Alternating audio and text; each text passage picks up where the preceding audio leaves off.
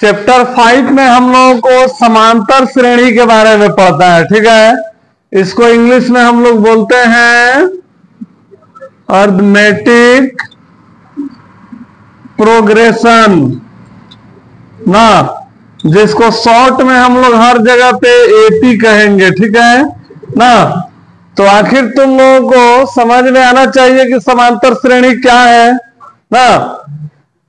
हम लोग समांतर श्रेणी कहते किसको हैं? ये जो है एपी कहें या समांतर श्रेणी, यानी एपी इसी का शॉर्ट फॉर्म है। ठीक है, कहीं भी समांतर श्रेणी करके देगा तो कहीं हर जगह पे ज्यादातर एपीए करके लिखेगा। ठीक है, तो समांतर श्रेणी हम लोग किसको कहते हैं? जब दो या दो से अधिक संख्याओं का अंतर, क्या चीज? अंतर एक समान हो तो उसे समांतर श्रेणी कहते हैं। हाँ, श्रेणी होगा ना, श्रेणी, समांतर श्रेणी, यानी कि इसको एपी कहते हैं। ठीक है, तो सबसे पहले भी क्या है अंतर? जैसे मान लो हम लोग पहाड़ा तो पढ़ते हैं ना, पहाड़ा जब हम लोग पढ़ते हैं, मान लो 2 के पहाड़ा पढ़ते हैं तो इसी तरह ना बढ़ता है ना।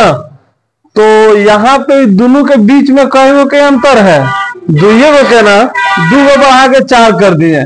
फिर है दोनों के बीच में कई गो का अंतर है, 2 गो के, फिर है 2 गो के बीच में 2 गो के, तो ये हमारा एपी है। ठीक है, या मान लो तुम लोग सीढ़ी पर से उतर रहा है सब। ठीक है,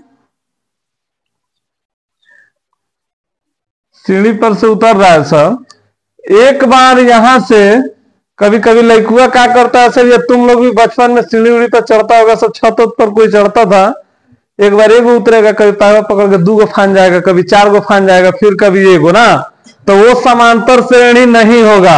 ठीक है, लेकिन मान लो एक बार में हम इस पे उतरे, फिर इस पे उतरे, फिर इस पे उतरे, फिर इस पे, तो एक एक बार में एक गो ना जीना पे हम लोग उतर रहे हैं, एक एक स्टेप पकड़ रहे हैं, तो ये हमारा एपी होगा ना।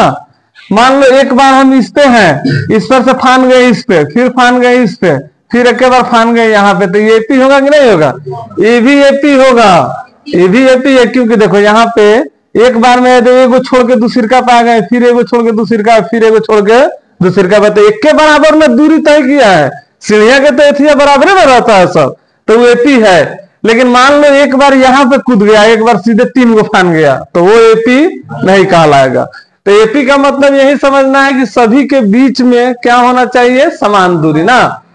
तो एपी हम लोग जांच कैसे करते हैं? देखो एपी का जो फॉर्मूला है जांच करने का, इसमें एक चीज होता है, एपी तो हम लोग समझ गए, सार्व अंतर निकालना रहता है। सार्व अंतर को हम लोग क्या करते हैं? डी से इंडिकेट करते हैं। ठीक है, डी से, यानी कि डिफरेंट जो होता है, डिफरेंट को हम लोग किससे इंडिकेट करेंगे? डी से। तो इसमें जैसे मान लो हम लोग का एक एपी दिया हुआ है, यह स्केच का है जवाब देता,